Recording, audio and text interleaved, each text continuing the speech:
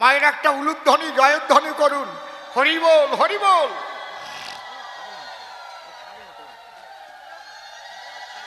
সেই শ্রদ্ধেয় বিরাট কুমার বৈরাগ্য মহাশয়, আমি তাকে ডেকে আনবো আসরে, যার ভূমিকায় একটু পরে আমি অসীম সরকার নাম ছেড়ে যার ভূমিকা গ্রহণ করে আপনাদের কবিগান শোনাবো, তিনি একদম সাক্ষাৎ সশরীরে আজকে আপনাদের কাছে উপস্থিত। কেমন লাগছে বলুন তো? সেই বিরাট বৈরাগ্য মহাশয় কবিগানে এখনো আমি শুনিনি, যার ভূমিকায় কবিগান হবে তিনি উপস্থিত হবেন। আসুন আসুন, বিরাট বাবু আসছেন, আপনারা জোরে জোরে উলুধ্বনি হরিধ্বনি করুন। আমাদের সমাজের মধ্যে, আমাদের নমশূদ্র সমাজের মধ্যে সর্বপ্রথম যিনি ডিলিট উপাধি পেয়েছেন, যার বড় বড় ভলিউম লেখা মতুয়া সম্পর্কে খুব বড় বড় বই যিনি লিখেছেন, যা ইউনিভার্সিটিতে পাঠ্য, তিনি আজ আমাদের সামনে উপস্থিত হয়েছেন। তিনি যদিও আমার বন্ধুবর এবং দাদাভাই সম্পর্ক, আজ তার ভূমিকায় দাঁড়িয়ে তুষারবাবুর সঙ্গে হবে তর্ক। মূলত তুষারবাবুর ছাত্র, প্রিয় পাত্র বিরাট বৈরাগ্য মহাশয়। আজ তিনি দু চার কথা আগে বলুন, তারপরে আমি আপনাদের কাছে কবিগান পরিবেশন করব। আমাদের কবিগান পরিবেশন করছেন পৃথিবী খ্যাত, আন্তর্জাতিক খ্যাতিসম্পন্ন কবি অসীম কুমার সরকার মহাশয়। কালকে আমি তার বাড়িতে দিন ভরে কাটিয়েছি, সেই জন্যেই কালকে আমি এই সভায় আসতে পারিনি। আমি আমার এক মাসের মধ্যে কবিগানের উপর 1000 নয় 1100 পৃষ্ঠার বই বেরোচ্ছে। সেখানে একটা ধারার প্রধান হলেন আমাদের অসীম কুমার সরকার। তাই কবিগানের সেকাল, কবিগানের একাল, কবিগানের বিভিন্ন পর্যায়, এই বিষয় নিয়েই আলোচনা হলো ওনার সঙ্গে। কেননা বর্তমানে কবিগানের সখী সংবাদ মালসি, রংফুকার, কবি, এ সমস্ত গোষ্ঠ ভোর এগুলো গাওয়া হয় না। তাহলে তার লুপ্ত হয়ে যাওয়ার কারণ কি, এ নিয়ে ওনার সাক্ষাৎকার নিলাম। দীর্ঘ প্রায় 50 পৃষ্ঠা ওনার সম্পর্কে আমার আগেই 20 পৃষ্ঠা ব্যাখ্যা হয়ে গেছে।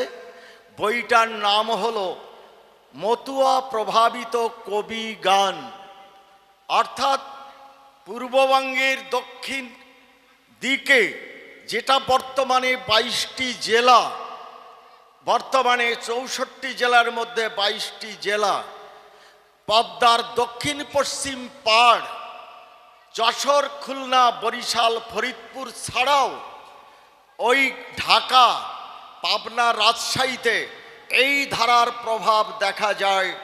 এ পর্যন্ত মতুয়া ঘরে নমশূদ্র সমাজের মধ্যেই 218 জন কবির সন্ধান পেয়েছি। তারক গোসাইয়ের বাবা থেকে আরম্ভ করে এই পর্যন্ত যত কবি, তাদের জীবনী তার কিছু কিছু থাকবে। কেননা বর্তমানে যারা কবিগান করছেন, আমার কবি বর শ্রেষ্ঠ, আমাদের যেমন কবি সম্রাট রাজেন্দ্রনাথকে চিনি, রাজেন সরকারকেই। আজকে আপনারা মনে রাখুন, আমি অধ্যাপক হিসাবে, কেননা এখনও আমি ইউনিভার্সিটির প্রফেসর, আমি দীর্ঘদিন কল্যাণীতে অধ্যাপনা করেছি। বর্তমানে আমরা যে লড়াই করে হরিচাঁদ গুরুচাঁদ বিশ্ববিদ্যালয়ে পেয়েছি, সেই বিশ্ববিদ্যালয়ে আমি অধ্যাপনা করি। তাই সেইখানে আমি গবেষণা করছি 1975 সাল থেকে, ছাত্র 11-এ পড়ার সময় থেকে।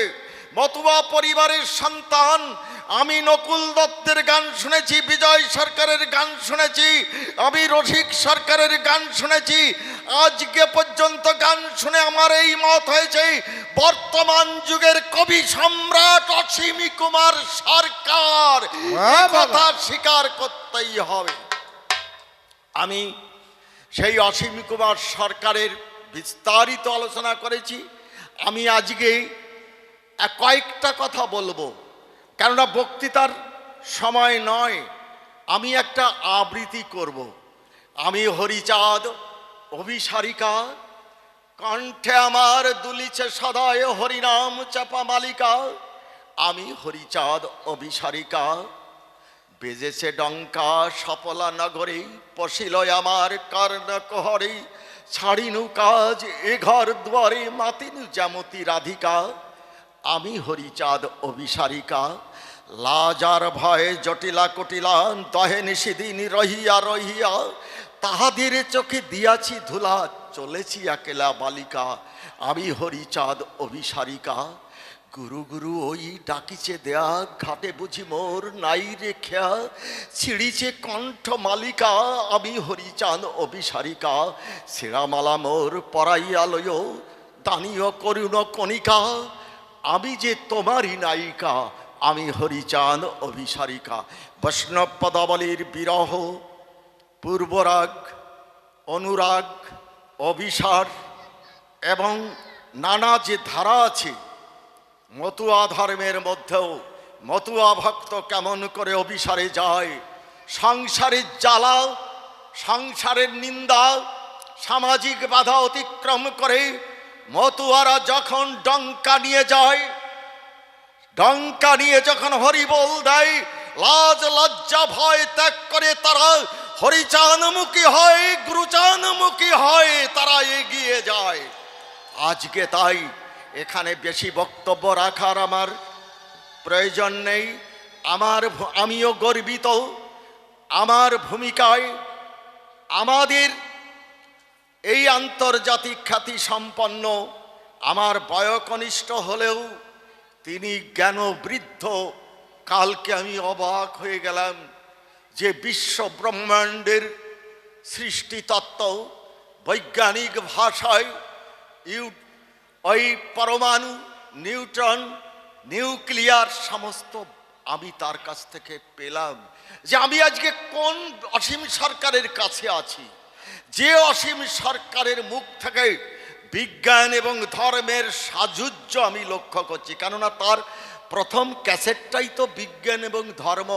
কল্যাণী বিশ্ববিদ্যালয়ে 1998 সালে তিনি যে কবিগান পরিবেশন করেন, ডিন, ভাইস চ্যান্সেলর এবং ডক্টর বরুণ চক্রবর্তী এবং ছাত্রছাত্রীর মধ্যে, সে কথা সেদিন আমার মনে পড়ছে যে 1937 সালে রাজেন্দ্রনাথ সরকার, বিজয় সরকার গান গেয়ে ক্যালকাটা ইউনিভার্সিটিতে জয় করে এসেছিলেন, মানপত্র নিয়ে এসেছিলেন। তেমনি আমাদের কবি অসীম সরকার ইউনিভার্সিটির বিদগ্ধ জনদের মুগ্ধ করে তিনি জয়ের শিরোপা গ্রহণ করেছিলেন। আজকে সেই কবির সামনে দাঁড়িয়ে তার ব্যাখ্যা তার আমার বইয়ের মধ্যে থাকবে। আজকে আমি তাই এর দিকে যাব না। আমি কবিতা যেমন একটা আবৃত্তি করলাম, পাঠ করলাম, আবৃত্তি এভাবে তো নয়। তা আমি কবির কাছে একটা, কারণ আমি এর পরেই চলে যাব, কারণ আমার নৈহাটির বাড়িতে যেতে হবে। আমি আপনাদের নদিয়ারই সন্তান, আমার জন্ম মাঝদিয়ার পাশে ধরমপুর গ্রাম। তাই আমি আপনাদের, উনি এখনই উঠবেন, কিন্তু আমি একটা গান শুনতে চাইব। আমার দেশের মাটি শেষের প্রণাম নিও। দেশ ভাগ কেন হলো, দেশ ভাগে ফলে আমার মানুষ কিভাবে এখানে মৌলবাদীর দ্বারা, সাম্প্রদায়িকতার দ্বারা নির্যাতিত হচ্ছে। আর বাংলাদেশে 2 কোটির মধ্যেই 87% মতুয়া সম্প্রদায়ের মানুষ সেখানেই মৌলবাদের দ্বারা প্রতিনিয়ত নির্যাতিত হচ্ছে। আজকে গানের মধ্যে আমি জানতে চাই, দেশ ভাগের যন্ত্রণা নিয়ে রসিক সরকার যে গানটা করলেন, সেই গানটা একটু শুনে তৃপ্ত হতে চাই। আমার দেশভাগের উপর নানা গান আমার সংগ্রহ করে সেটার ব্যাখ্যা করছি, কারণ আমার 19টা বই লেখা হয়ে গেছে, 1000 পৃষ্ঠা করে। এই যে বইটা দেখছেন, এটা 600 পৃষ্ঠা। এ বইটা আমি আমারই সন্তান তুল্য তাপস দাসের হাতে আমি তুলে দেব। তাই আজকে আমি সেই দেশভাগের ওই গানটা আমি শুনতে চাই। আর একটা গান তুষার চট্টোপাধ্যায় ভীষণ পছন্দ করতেন, সেটা অসীম আকাশ কে গড়ালো। আর আমরা অসীম সরকারের ইংরেজিতে কবিগান লেখা আমার জীবনে প্রথম দেখেছি, আমার বইতে ব্যাখ্যা করেছি। সেই ইংরেজি গানটা অসীম সরকার ইংরেজি, হিন্দি, বাংলা তো সমস্ত ভাষাতেই তিনি পারঙ্গম, পারদর্শী, অভিজ্ঞ এবং ভারতীয় দর্শন, ইসলামী দর্শন, ইহুদি দর্শন, জৈন, বৌদ্ধ, খ্রিস্টান সমস্ত ধর্মতত্ত্বকে গিলে খেয়েছেন। যে গিলে খেতে পারেন না বর্তমানের অধিকাংশ কবি, লোককবি, তারা শুধু কয়েকটা ধুয়ো আর গান গেয়ে একটুখানি জোটের মিল দিয়ে টাকাটা নিয়ে যায় আমার পকেট থেকে। আমরা যেহেতু কবি গানের সেকালও জানি, একালও জানি। আর একটা গান আমি যদি থেকে যেতে পারি একটু, তাহলে আমি মালসি গান শুনতে চাই। সখী সংবাদ একদিন শুনেছিলাম। এই যত 50 নয় শতাধিক কবি আছে ভারত এবং বাংলায়, তাদের নামগুলো আমার বইতে থাকছে। কিন্তু যদি কবি কৃতিত্বের দিক থেকে যদি বুঝতে হয়, বলতে হয়, একমাত্র অনন্য, অপ্রতিদ্বন্দ্বী, প্রতিভাধর এবং শাস্ত্রবেত্তা এবং জ্ঞানী, বুদ্ধিজীবী সে কবি হলেন অসীম সরকার। আর কেউ আমার কলমে এই অভিধা পাবে না। তাই সিরাট বৈরাগ্য মহাশয় আমাকে যে গানগুলো গাইতে বলেছেন, অত্যন্ত আবেগী মানুষ তো, যারা সত্যি সত্যি যারা সাহিত্যিক এবং সত্যি সত্যি যারা শিল্পী, তারা লজ্জা, ঘৃণা, ভয় এর ঊর্ধ্বে থাকে, কিন্তু এটা সাধারণ মানুষ বোঝে না। এই জন্যে অনেক সময় তাদের বিভিন্ন দিক দিয়ে মানুষ ত্রুটি খোঁজে। আজকে একটা সমাজ, যে সমাজটা একটা বৃহৎ সমাজ, নমশূদ্র সমাজ, আপনারা ভাবতে পারেন সেই নমশূদ্র সমাজের প্রথম ডিলিট, যার আগে আর কেউ পিএইচডি ডিলিট পায়নি, সেই মানুষটি আপনাদের কাছে অষ্টক গান গাইছে নেচে নেচে। এটা কিন্তু ভাববার বিষয় আছে। তাহলে উনি কি নিজের মধ্যে নিজে ছিলেন? একটু চিন্তা করুন আপনারা। এই যে সহজ সাবলীল শিশু সুলভ মন, তাদের বয়োবৃদ্ধ যতই হোক না কেন, তারা সবসময় শিশুর মতো প্রাণ নিয়ে ঘুরে বেড়ায়। সেই শিশু সুলভ প্রাণের জন্য অনেকে বুঝতে পারে না, অনেক কথা বলে, তাদের কটু কথা শুনতে হয়, কিন্তু তারা মৃত্যুর পূর্বে পর্যন্ত একজন শিশুই থাকে, একজন বাচ্চাই থাকে। তারা আনন্দ ভালোবাসে, আনন্দেতে তারা ভাসে এবং তারা চায় মানুষের কল্যাণ। আমি কি করে মানুষের কল্যাণ করব, তাদের প্রাণটা সেইভাবে নিবেদিত থাকে। হরিবল। গুরুর সঙ্গে আসরে আসরে ঘুরতাম। আমার গুরুদেব পরমশ্রদ্ধেয় প্রয়াত রসিকলাল সরকার মহাশয়, আপনাদের আশীর্বাদে আমি আমার দাদু গুরু পরমশ্রদ্ধেয় প্রয়াত পাগল বিজয় সরকারের সঙ্গ পেয়েছি, তার আশীর্বাদ লাভ করেছি। তারপরে অনেক বড় বড় সরকার, দাদু ভাই পরমশ্রদ্ধেয় প্রয়াত নকুল দত্ত, কবির জাহাজ বলে যাকে, আমি তার সঙ্গ পেয়েছি, তাদের সেবা করার সুযোগ পেয়েছি। এই বন্দনা গানের পরে হতো মালসি গান। মালসি মানে বিশ্ব প্রকৃতির কাছে যে কথাগুলো মানুষের মনের কোণে লুকিয়ে আছে। অনেক কথা বলে না, ভগবান আমার কপালে তুই এত কষ্ট দিলি রে, ও রে, এরকম কয় না? হ্যাঁ, তোর কলমে কালি ছিল না, আমার কপালে খালি কষ্টই লিখে দিলি, এরকম বলে না? ওই রকম একটা মালসি আছে। আমি অহরাত্র ভাবি মা তোর, ও সৃষ্টির বৈচিত্র্য,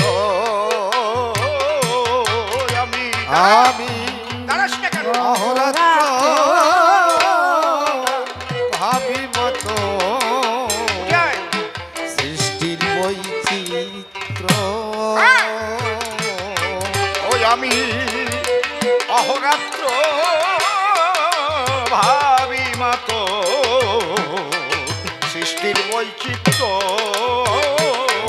আমি অহরাত্র ভাবি মতো সৃষ্টির বৈচিত্র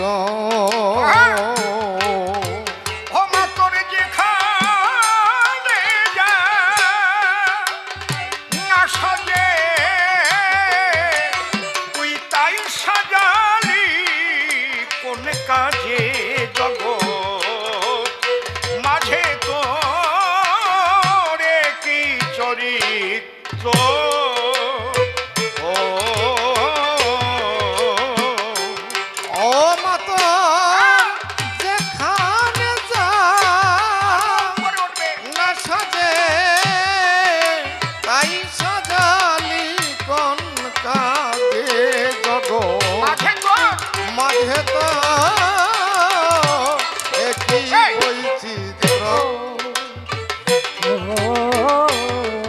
বিশ্ব প্রকৃতির কাছে বলছে ও মা তুই কৃপণে রে দিয়ে ধন করলি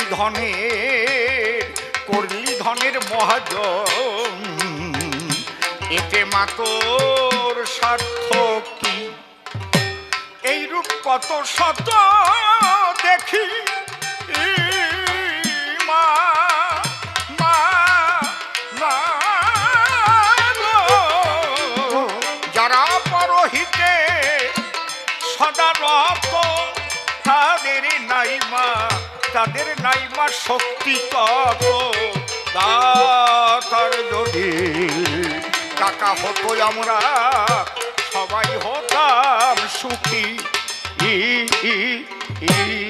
মা তুই কৃপণে রে ও মা তুই কৃপণে রে। দিয়ে ধন করলি ধনে মহাজন এতে মাতো স্বার্থ কি ওই রূপ কত শত দেখি মা মা মা গো যারা পরহিতে সদায় রত তাদের নাই মা শক্তি তত দাতার যদি টাকা হতো সবাই হতাম সুখী এর এক একখানা গান গাইতে কম করে ৪৫ মিনিট টাইম লাগে। আমি শুধু কি গাইলাম, একখানা ফুকার গেয়েছি আর চিকেন পারন গেয়েছি। এরপরে আসছে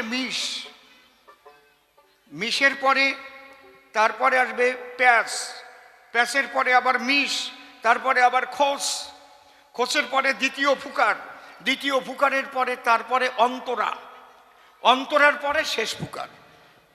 যেহেতু আপনারা গান শুনতে বসে আছেন, হরিচাঁদ ঠাকুরের আলোচনা শুনবেন, তাই তো? এখন শ্রদ্ধেয় বিরাটবাবু বলেছেন, ওনার কথা আমি রেখেছি। আর উনি যে গানটা শুনতে চেয়েছেন, দেশের মাটি শেষের প্রণাম নিয়ে, এই বড় ব্যথার গান, এই গানটা লিখেছিলেন আমার গুরুদেব, কবিগুরু প্রয়াত শ্রদ্ধেয় রসিকলাল সরকার মহাশয়। সে খুব করুণ কাহিনী, আমার গানটা সম্পূর্ণ মনে নেই, আমি দুটো একটা পদ গেয়ে ওনার সম্মানটা রাখছি আমি, তারপরে আমি ঠাকুরের আলোচনার মধ্যে যাচ্ছি। ঠিক আছে মা? হা এই যে দেশভাগের কথা যে বললেন, দেখুন আপনারা হয়তো অনেকে জানেন না, পুরো বাংলাটাকেই চেয়েছিল পাকিস্তান করে নেবার জন্য, পুরো বাংলাটা। যে জন্য 1946 সালের ক্যালকাটা কিলিং আপনারা জানেন, অন্তত 5,000 হিন্দুকে কেটে কুচি কুচি করেছিল, কয়েক হাজার মায়েদের ধর্ষণ করেছিল, স্তন কেটে ফুটবল খেলেছিল কলকাতা, সেই সুরাবুদ্দির নির্দেশে। বাংলার প্রধানমন্ত্রী তারা চেয়েছিল লড়কে লেঙ্গি পাকিস্তান, অর্থাৎ পুরো বাংলা তারা চায়, যে জন্যে করতে হয়েছিল। তাই নাহলে পুরোপুরি বাংলাটা যদি পাকিস্তান হয়ে যেত, আমরা তো তাদের সঙ্গে কোনোদিনই একসঙ্গে থাকতে পারতাম না, এটা বাবা সাহেব আম্বেদকর তিনিও বলেছিলেন একসঙ্গে থাকা সম্ভব না। কবিগুরু রবীন্দ্রনাথ ঠাকুর তিনিও বলেছিলেন। এগুলো একদম লিখিত প্রমাণ রয়েছে না, এগুলো মুখের কথা না, এগুলো কোনো রাজনৈতিক বক্তব্য না। ডক্টর শ্যামাপ্রসাদ মুখোপাধ্যায় তিনি বাধা দিলেন পুরো বাংলাটাকে পাকিস্তান করা যাবে না, তাহলে এই হিন্দু বাঙালি যেদিন বিপদে পড়বে ওদের কাছে কোথায় আসবে? আজকে যদি এইটুক বাংলা না থাকতো তাহলে আমাদের বিহার না হয় উড়িষ্যা না হয় মধ্যপ্রদেশ চলে যেতে হতো, আমাদের সংস্কৃতি ধ্বংস হয়ে যেত, বাংলায় আর কথা বলতে আমরা পারতাম না। আমি 18টা প্রদেশে ঘুরেছি, দেখেছি। আর 10 বৎসর 20 বৎসরের মধ্যে তারা ভুলে যাবে যে তারা বাঙালি ছিল। তারা বাংলায় কথা বলতে পারে, লিখতে পারে না, পড়তে পারে না। ঠাকুরমা ঠাকুরদাদের কাছে শিখেছে শুধু কথা বলাটা, ওখানে লেখাপড়া নেই বাংলায়। আজকে আমরা বাংলায় বসবাস করছি, বাংলায় কথা বলছি, বাংলায় গান গাইছি। যাদের দৌলতে তাদের আমি শ্রদ্ধা জানাই। তাই সেই 71 সালের সেই খান সেনাদের যে অকাতরে গুলিবর্ষণ এবং নারী ধর্ষণ, সেখান থেকে পালিয়ে এসেছিলেন আমার গুরুদেব রসিকলাল সরকার মহাশয়। যে কথাটা শ্রদ্ধেয় বিরাট বৈরাগ্য মহাশয় বলেছেন, আমি তার 2-1টা কলি গাইছি। হা, প্রথম এই গানটা তিনি মধ্যম গ্রামে এসে গেয়েছিলেন রাসের মেলায়। বহু মানুষ সেখানে কাঁদতে কাঁদতে অজ্ঞান হয়ে গেছিল। ও বুঝি জনমের শেষ, একটুরি ভাই দেখা রে,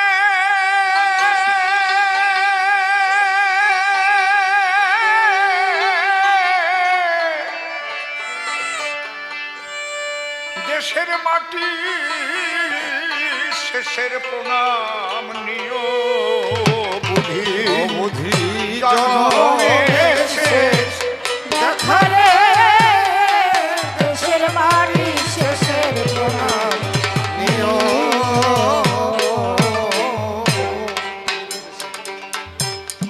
নিরুদ্দেশে যাত্রী সবাই রে, রে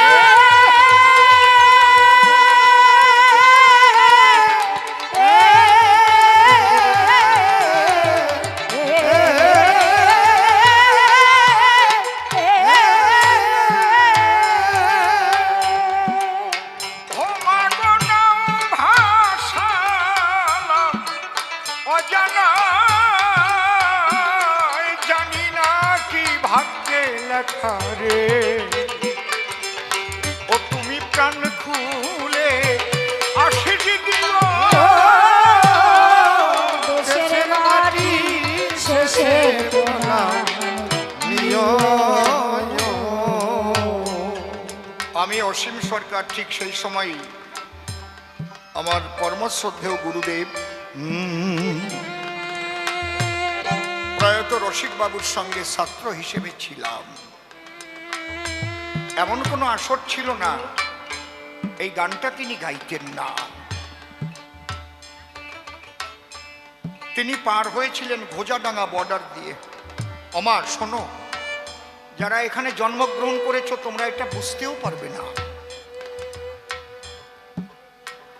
সে যে কি বিভীষিকাময় পরিবেশ, সে যে কি যন্ত্রণাদায়ক স্মৃতি। একটা দেশ ছেড়ে চলে আসতে হচ্ছে।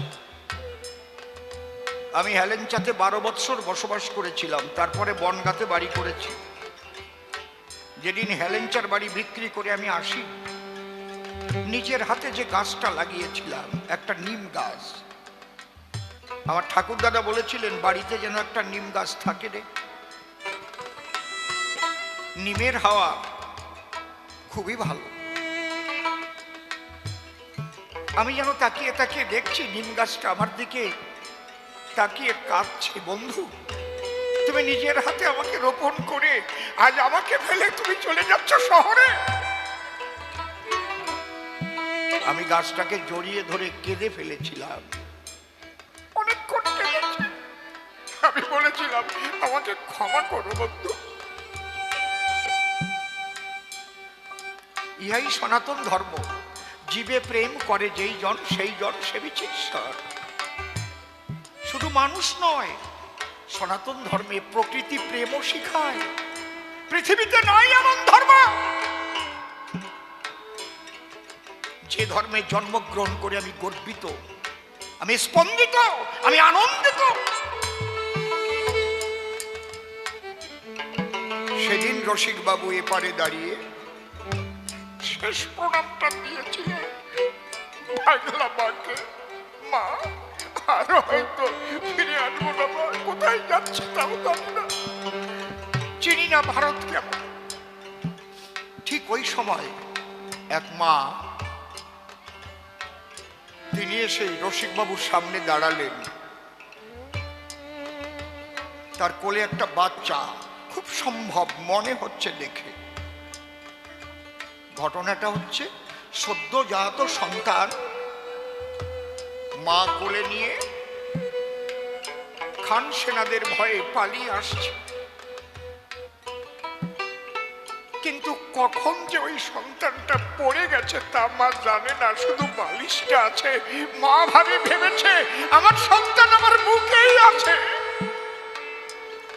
তোমার নিজের দিকে তুমি নিয়ে চিন্তা করে দেখো, তোমার একটা ছেলে, তোমার গর্ভজাত, তাকে নিয়ে পালাচ্ছ মৌলবাদীদের ভয়ে, রাজাকারদের ভয়ে, খান সেনাদের ভয়ে।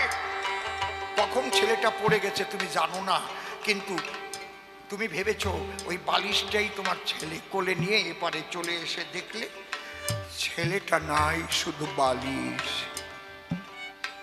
কার কাছে দেবে আর নালিশ?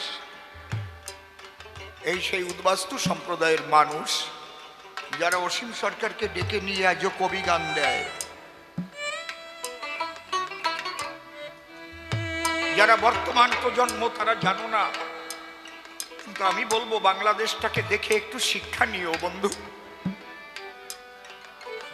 একটু শিক্ষা নিও তোমরা। যদি হিন্দুরা ঐক্যবদ্ধ না হও তাহলে ভবিষ্যতে পালাবার আর জায়গা পাবে না। তাই রসিক বাবু গান লিখলেন, কান্দে পোষা কুকুর বিড়াল রে, ওরে ওরে কান্দে গোবৎস গোয়ালে, ওরে নাম না জানা পাখি কান্দে রে, ওরে বসে আমার গাছের ডালে।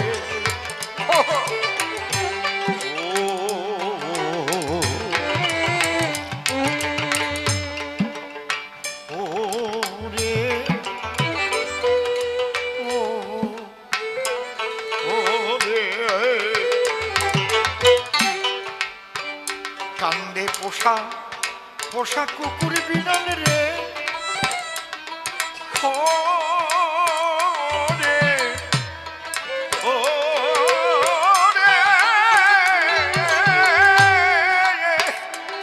ওরে কান্দে গোবৎস গোয়ালে, ওরে নাম না জানা পাখি কান্দে রে, ওই যে বসে আমের গাছে ডালে। পুত্র কান্দে পিতার কোলে,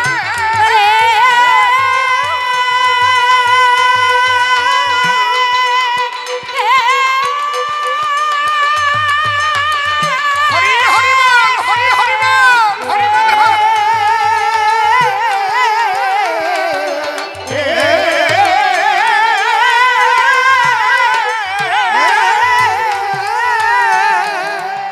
ও ঝরে পশুর চোখে অশ্রুধার, তোমরা আমার কথা নিও রে, তোমরা আমার কথা নিও রে রে।